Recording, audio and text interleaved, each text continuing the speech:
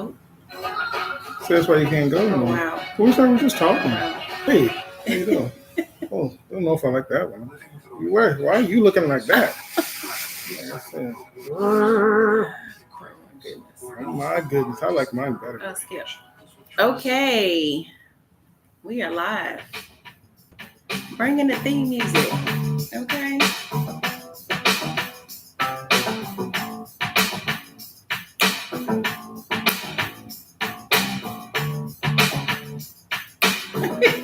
Not the robot. You're looking for some guidance in your marriage. You're looking for someone who can roll with you in your marriage. Don't look any further. Don't look any further. You've made it. Some words now. To the Strong Marriage. Here I am. Live podcast. On top of the world. Oh my goodness. You got to make up your own song sometimes. Changing. Oh my goodness. Oh my goodness. Welcome to Strong Marriage Live. Hello, Strong Marriage. We are so glad that you are with us today. We are so glad that you're with us. Today is Saturday, August the 17th, 2024. 2024. And you are with us live or on the replay. We're on the couch today. We are on the couch today, inviting you to be relaxed with us. And it's kind of like our intro to our, I forgot the word, but it's a segue to our Strong Marriage Virtual Conference. We are just days away from our August 31st, 2024 Strong Marriage Virtual Conference.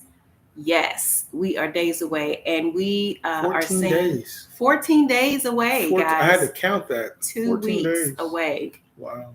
So from the comfort of your living room or your bedroom or your car, you can, or your office, somewhere where you and your spouse can be together. You can, from the comfort of wherever, have the marriage that you dream of. Yes. You can build the marriage of your dreams. Build the marriage of your dreams. Yes. And we're going to provide the tools along with our pastor friends. We are so blessed to have pastor friends. Yes. Pastors as friends. Oh. Yeah. Not past friends. Pastor friends. Yes. Yes, I love friends that are pastors. Yes. Like the Byers. Yes. James and Carmen out of Louisville, Kentucky. Yes. Our former pastors and good friends. They teach the word with simplicity. They are dynamic and straightforward. Yes, very straightforward. And our other pastor friends, the McKnights. They are down to earth. They say it like it is. It's raw and uncut. Raw and uncut. And there were no children. No children at their session. No children allowed. No. Their session is very descriptive and helpful in your marriage. Yes. And no children allowed. The Townsels are a wonderful couple who have been hosting their own marriage retreat. And where are they out of? They are out of Arizona, as well as the McKnights. McKnights are out of Arizona. I thought they're out of Los Angeles. They moved. They're in Arizona. I didn't know that. So we're excited, and that is our plug. Wait a minute, you forgot us. Coach Chris, Coach Tanisha, thank you for joining us. Yes. And you do not want to miss this marriage conference. Wait a minute, what do you do? Facebook or YouTube. You forgot. What do you talk about? Well, we're all talking about marriage, but I love to focus on effective communication. That word effective is very important. Yes. Effective communication and how that increases intimacy. And how that makes your date night a whole lot better. A whole lot better. But today, guess what we're talking about? Leadership. Leadership in marriage. Yes, he is. That's me, because your business is your marriage. Okay, now we can start. Ooh, that is your business. Hey, get down to business. Like my t-shirt today. I love my hubby. Okay. I love my wife. See what mine says today? Yeah. It says in small letters, I love my wife. Oh, my. Blow it up real big and you'll see it says, I love my wife. Does it? Yes. As far as you know. Today, we are talking about what? Assumptions. Assumptions. And how they kill a relationship and how to avoid them. Yes, this is a big thing. It's just very, very, very, very, very common making assumptions. Because unlike the kids today who don't know that term of assumptions, never assume anything, because when you assume, you make a booty out of you and me. Yes. It's a booty out of you and me. Right. Assume booty, you and me. Yes. Assume. Somebody's at home going, I don't get it. Just spell the word assume. And then you understand. Yes. So as a couple, for over 30 years, we've seen firsthand how assumptions can damage relationships. I forgot I had a new feature on my thing, but go ahead. Oh, okay. I digress. Okay. Don't mind them. Here are some ways assumptions can hurt relationships and the strategies to avoid them. Yes. So let's go with 5 ways assumptions hurt your relationship. This first one I like to call the 2 misses. The 2 misses. Yes, the 2 misses. What's the 2 misses? Misunderstanding and miscommunication. Oh, that's a good one too. I was going to say misinterpretation. Oh. Yeah. So we got a lot of misses. We got 3 misses. We got a lot of misses up in here. So assumptions can lead. Miss me with that. Miss me with. That's right. Remember that? Miss me with that. Assumptions can lead to misunderstandings because they are often based on incomplete or incorrect information. Yes. And this causes partners to misinterpret each other's words or actions. It's another miss we have.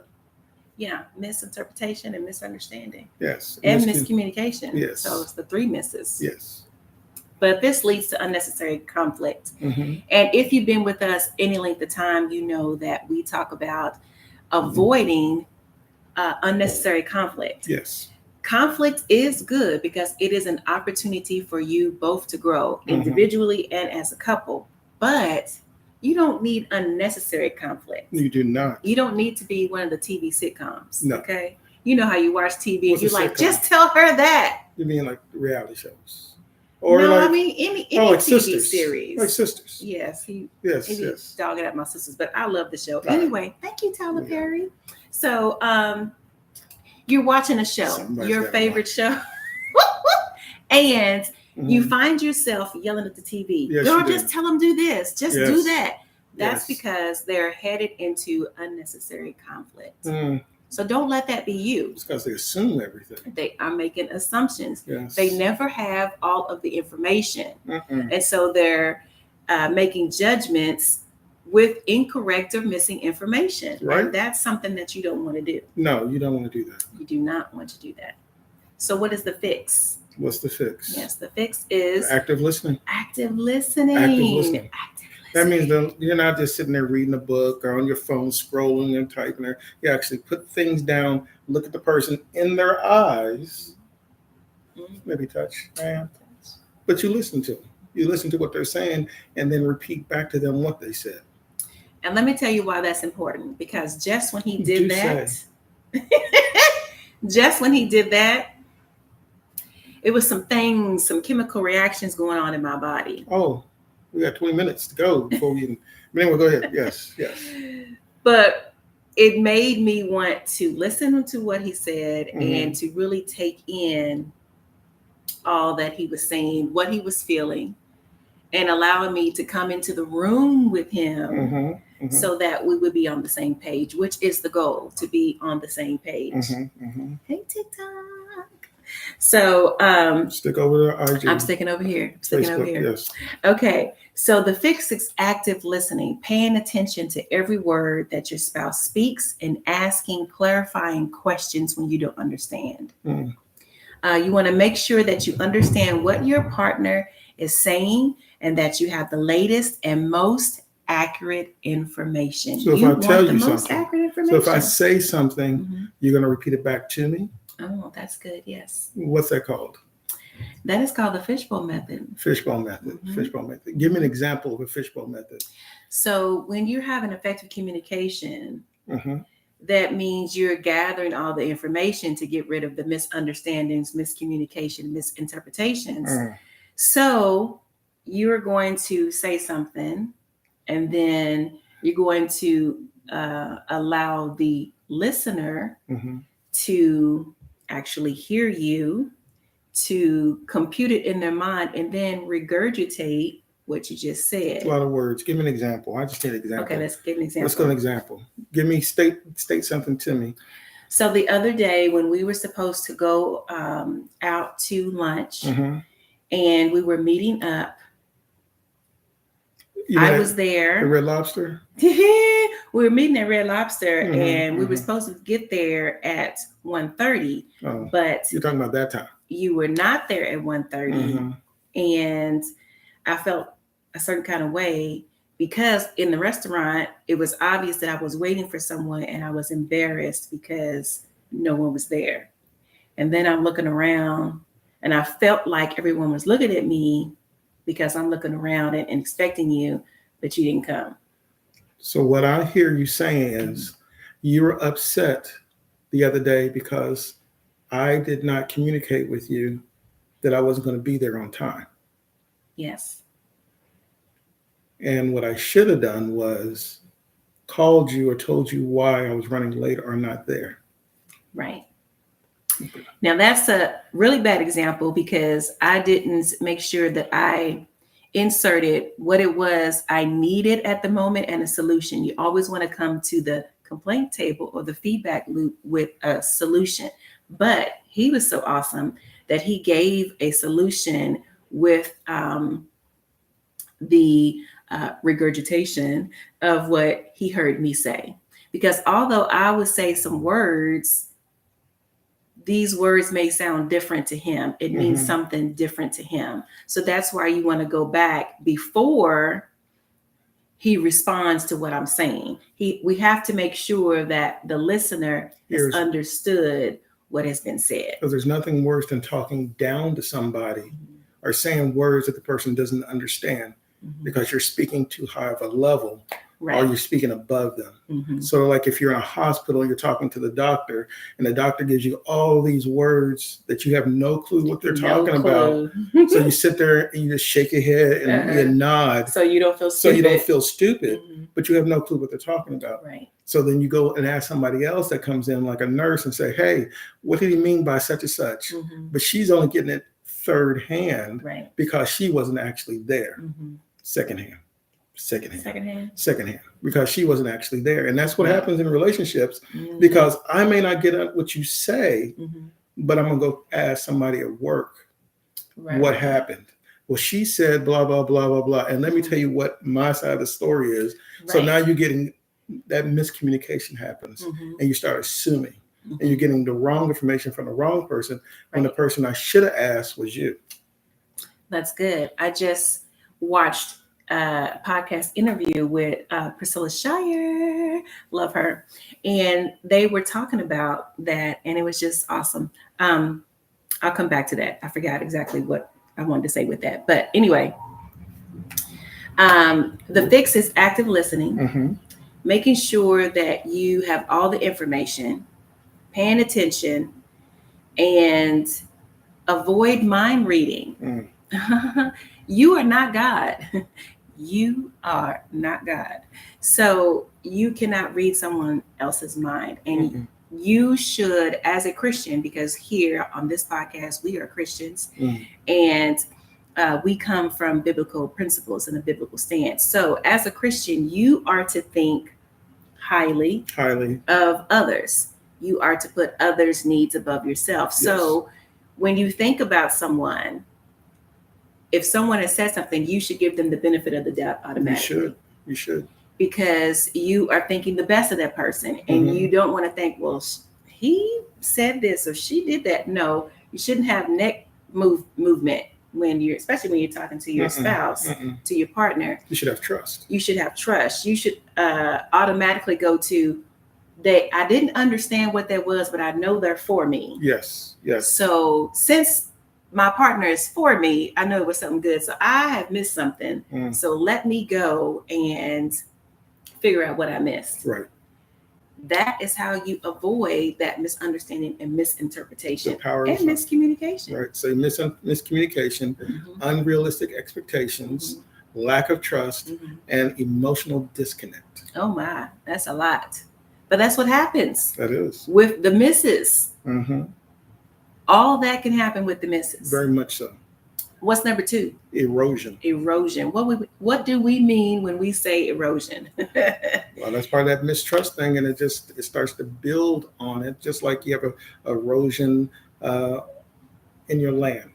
You're on a hill, your house is on a hill, and the erosion, the dirt starts falling away from the house, and the foundation starts breaking away. Right. Just like your marriage, or just like your relationship, Mm-hmm. and then all of a sudden your house the foundation starts to tilt or to get off center. You do not want that. You don't want to tilt. You don't want to get off centered. You don't want any of that. So erosion is when partners assume the worst about each other. It erodes your trust.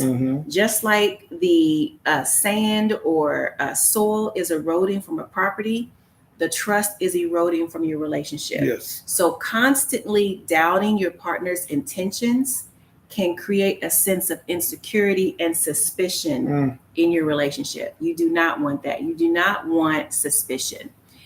Let me tell you, as Christians, we know that we have an enemy that comes against our marriages. The enemy does not like your union. No. God designed you to be on one page, united as one front. And they will always hit you where you're weakest or your fear. Ooh. Whatever your fear is, you give faith to. Because fear is the opposite of faith. So therefore, if you have fear of something happening, my husband cheating, my girlfriend cheating, you bring that to you. You bring that to you because that's what you have faith for. Right. So if you have fear of somebody cheating with your spouse, then that's what you're going to have faith for happening at work or whatever. So when you have that miscommunication or that assumption and that fear is there, that is what's going to happen because now you've given power to that. Right.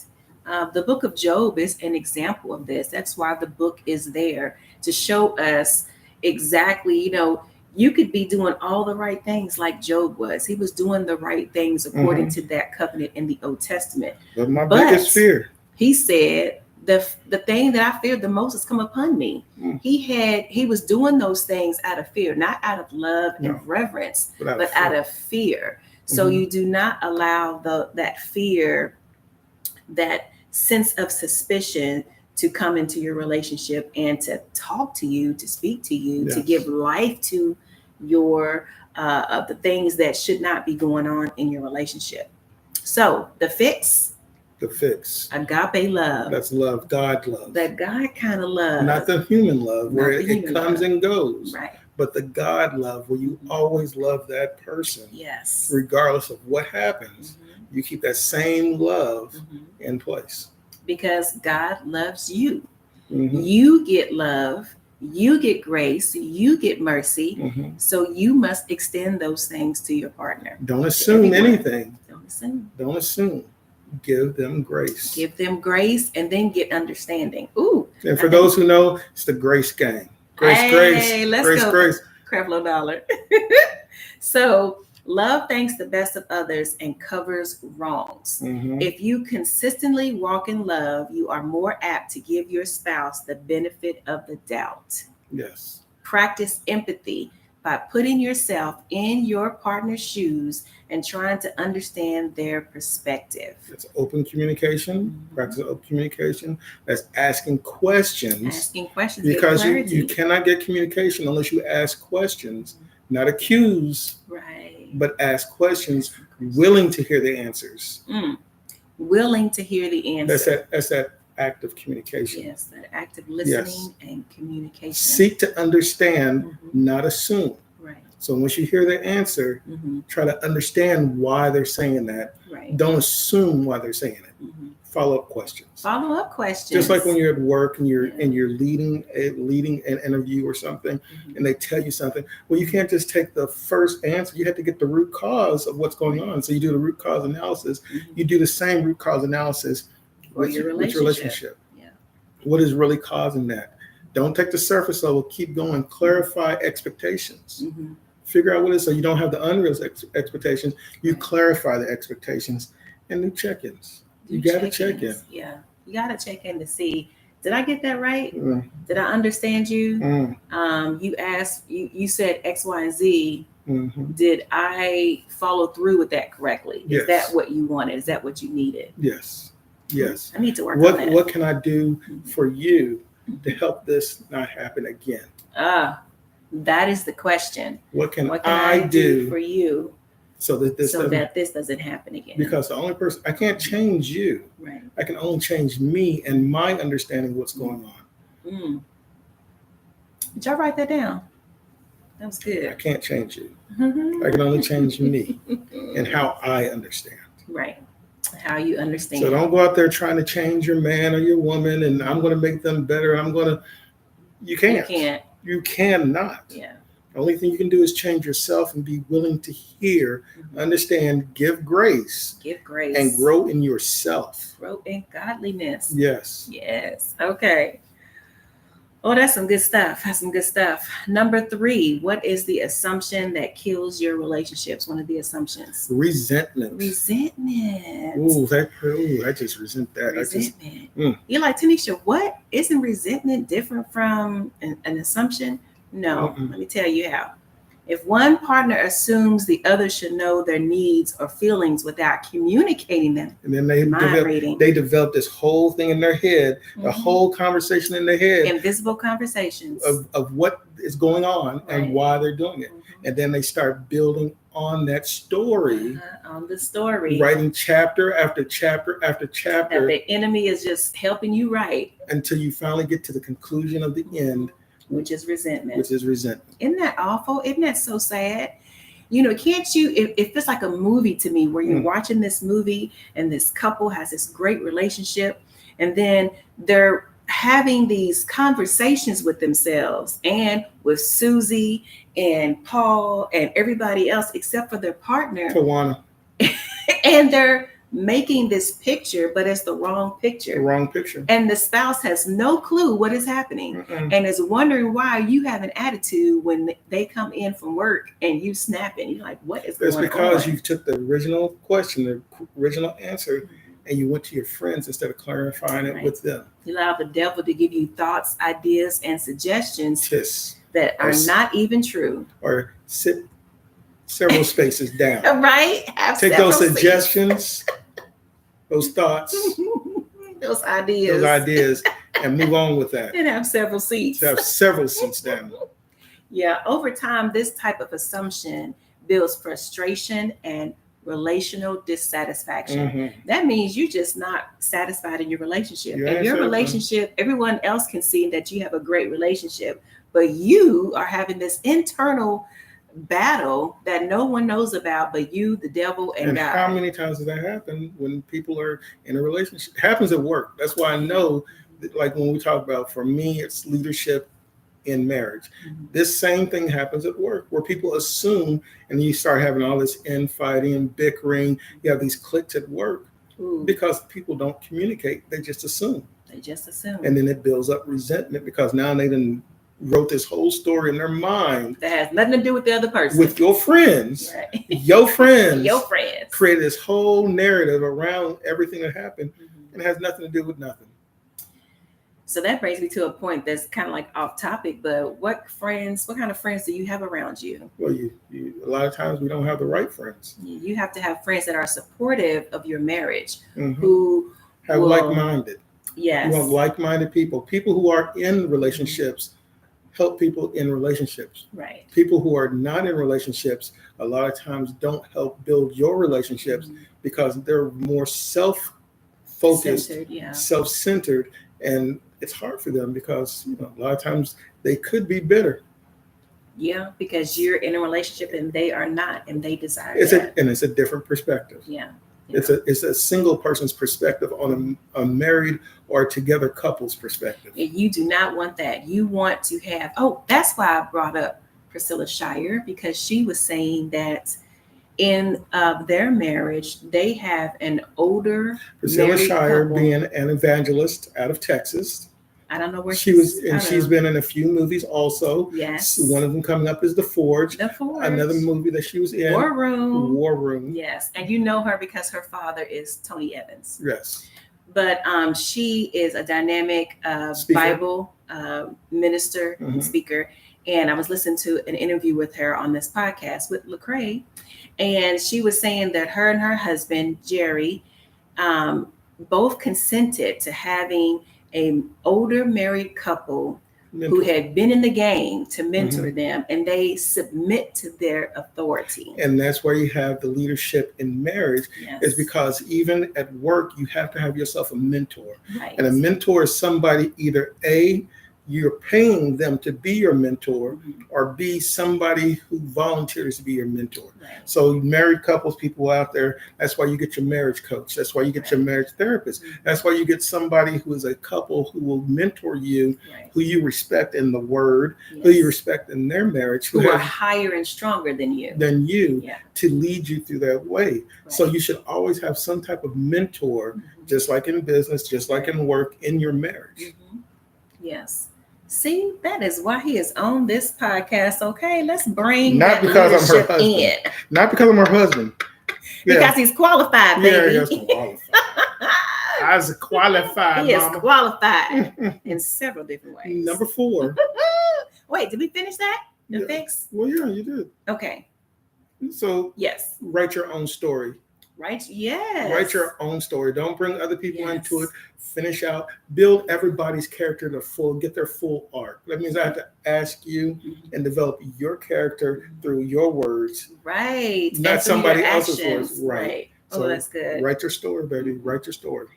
Number 4. Number 4, emotional distance. Okay. So assumptions can create emotional distance. Emotional damage. As partners may withdraw or become defensive when they feel misunderstood or unfairly judged. It's hard to come back off of that. Oh man, it's hard. So hard because you're messing with the trust. The trust. Once you get that trust, it's hard to come back and get that emotional distance. We've met out here. We're in California. We've met couples who haven't had sex for years, haven't been with each other for years. Yeah. Just happy, just give me the check. You do what you're going to do. I'm going to do what I'm going to do. Right. As long as you got a roof, taking care of the kids, that's all we need. Right.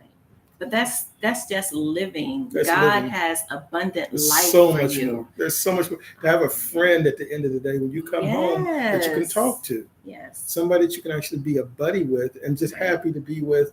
Yeah, and it makes a huge difference. Sleepovers. Yeah, you can have your own sleepover, your own partner, someone who can help you in life. Yeah, somebody you can talk to and tell those things, because you don't want to have somebody who's not your partner that you're telling personal things to, especially about your own marriage.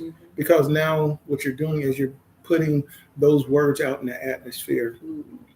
And people putting their mouth on it and building it up and making it bigger, and the enemy coming back giving you some more stuff. You don't want that. You don't want the disconnectedness in your relationship that the assumptions can cause. Yes, so the assumptions, what they do when they start spreading out more and more, how something can be very close to the truth, very close to the truth, but the longer and longer it goes, like we said, you're building a story.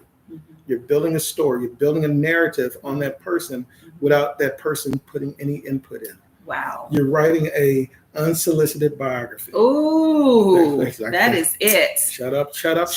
Oh, you're writing an unsolicited biography on somebody. And it's all wrong because you're not even getting any insight from that person. Yeah, so now you're writing this biography and you're going to release it up on Tubi because it ain't worth nothing. It's on Tubi. But we're trying to get a Netflix here. Is what we're trying to do is Netflix. So we're trying to get the real autobiographical. Yes. We're trying to get the real book on Michael Jackson, not the unautobiographical, not the unauthorized version. But no, what you want to do is just get that real biography, not the unsolicited one. Right. And that's just so simple as, and I know it can be scary to go ask, or you may feel like, well, I feel stupid if I don't know that, but there's no the stupid reason why question. but the reason why people don't do it and don't ask those questions is because they fear the answer. Ooh, They that is fear it. the They answer. fear the answer. And it's because of past relationships. Mhm. So they don't want to hear the no. Right. They don't want to hear, well, I like somebody else. I Right. fell out of love with you. Fear of rejection. Fear of rejection. But like I said, if you have that fear, you're giving faith to it. Right. So you have to ask that question in order to know what the truth is. What the truth And you're is. not building that biography, that story, without that other person's input. Ooh, that was so good. That was so much deeper than the post I made on Instagram today, talking about that very same thing. Go check it out at Tanisha C. So the fix: focus on the present moment and avoid letting past experiences, like you just said, past words, or future worries Mhm. influence your current interaction. So stay in the moment, address that moment. Yes. Because guess what? When you do, it is scary, but when you press through together, Mhm. you come out so much closer and stronger, and your relationship is deepened. The trust bond is like so strong. It is. So when you just do it, just do it, and your relationship would be better. Staying present helps you to respond to your partner based on the here and the now, rather than assumptions shaped by whatever the enemy is feeding you, by whatever you're thinking, whatever you're getting from people you're talking about it to, or whatever. So basically, stay 10 toes down in your relationship. Hey. I'm fully on go with you. Yes. It's you and me versus the world, Right. regardless come what may. Yes. We can take it on and we can Yes. accomplish it. We have the same vision, the same goal, the same ideas of what we're going to do. And what we want in our marriage. That's that ACOF method of idealized design. We're going to think about what we want it to be in 10 years or 5 years. This is where we want to be. Right. We're going to work backwards from it with different little goals. And we're going to communicate all the way going through the first step, all the way back to that part that we came up with at the very beginning. We're going to create our idealized design of what our marriage is going to be. Ooh, I like it. I like it. I like it. Do you have an idealized design of how you want your marriage to be? Or relationship. You can be in a relationship and I want to get to that marriage. Right. And these are the steps that we're going to take to get to that marriage. This is what I want the marriage to look like.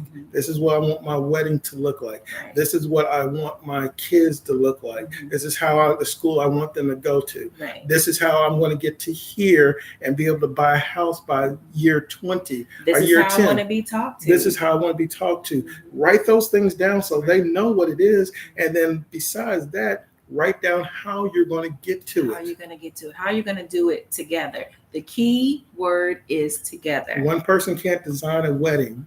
You both have to design it together. Right, because it's both of your wedding. And you have to be happy with it together. Because if you both take ownership for it, you both will take accountability for it. Ooh. Shut up now. Shut up that now. Man is cooking with grease. Is cooking with grease. This is Crisco today. Okay. Well, my name is Chris. So schedule regular check-ins to discuss your relationship, like you said earlier. And that is address your concerns. And that's one of the toolkits that we believe in is having a weekly journal of your marriage or your relationship so that you can do the things. It's just like leadership in marriage. And I harp on that. Leadership in marriage is the same thing. When you have a strong leader, he's going to have goals that are set. He's going to have things that he's going to know to do to communicate. He's going to have a process in place. And he's going to make sure he writes it down and that his crew, his people that work for him, know exactly what the goal is so they can repeat it and they can take ownership for it. Run with it. Write the vision down on a tablet so that they may see it and then they can run with it. Yes. Okay. Habakkuk. Let's go. So that's a real Bible, you know. That's real. That's real. That's real. Habakkuk. It's over there by Amos. so this Jeremiah.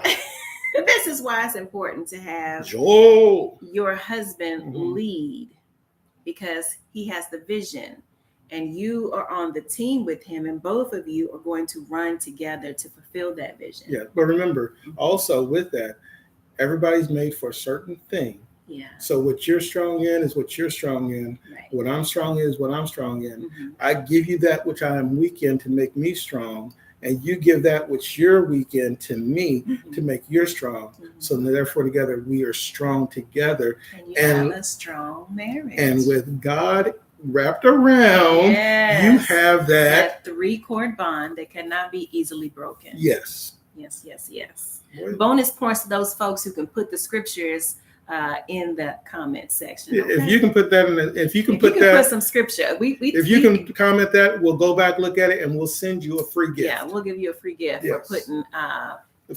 least three of the Bible verses that we mentioned today. If you can put those in the comments, then we will send you a free gift. Okay. All right, number 5. Value that over. Ineffective communication. That's number 5. I don't like this one. Yes. Ineffective communication. When assumptions are made, it discourages open and honest communication. What time is it? Okay, we're going to get this out real quick because it's the last one. This last one. Yes, you're having mental conversations with yourself, like we said, those invisible conversations, rather than talking it out with your spouse. When you fail to share your thoughts and feelings, you're headed for a breakdown in intimacy and connection. Yes, sir. It all leads back to the same thing. All leads back to the same thing. You wrote a whole book on the whole situation with that person and didn't even include them on it. Now you got your book over here in this section. They have their book in that section. They have their book over there. And now you wake up and you're like, how did we fall apart? How did we get here? We don't know how. That's exactly how you got she's going over there and read the book with Pookie. And I'm going over there reading the book with Sean, whatever it is. I hope it's Shauna and not Sean too. Okay. So the fix is to foster a habit of open and direct communication, that effective communication. Encourage each other to express their thoughts and feelings. Create that safe environment so they can do that. They don't want to feel like if I open up, I'm going to be judged or something. So make it a safe space. Allow them to speak and safe space. But like I always say, not every space is a safe space, even a relationship, because your safe space has to grow in the relationship. So I can't tell you everything until you get to the level where you can handle everything. And I can't receive everything until I get to the level that I can receive everything. So you have to, your safe space grows with your relationship and your trust. And this is why it's important to have someone that you're accountable to help you until your safe space can get to that level. Yes. Because if you feel like you can't say something because the space is not as safe yet, what do? Well, you need a mentor to help you. You need a marriage coach to help you. Now we're going to close this out. And now we have a marriage conference coming up. August 31st. August 31st. And how can they find out information on that? Go to Tanisha C. At Instagram. Yes. Also on TikTok. Yes. Ooh. But you know what? Just go to Instagram. Hit that the link in the bio. It's there for you. Under Tanisha C. Tanisha C. How do you spell Tanisha C? TENISHA. We will also leave 10 a link. 10 is ha. 10 is ha. We'll also leave a link in the YouTube description box and the Strong Marriage Facebook description box. You're gonna and the TikTok. Yes. TikTok. Yes. Alrighty. And then who are you? I am Coach Tanisha, and I'm Coach Chris, also your leadership coach and your digital content product creator. Yes. Of strong, all the things, strong marriage, master nursing interviews, and have your own PLR coaching service. Hey, do all those things, baby, all those things. But basically, we're here today to remind you that you really can have the marriage of your dreams. Yes, all you have to just need to get the tools to build it. That's right, and then follow us for those tools. Yes. Love you. Have fun. Take care. Now take on the day. Bye.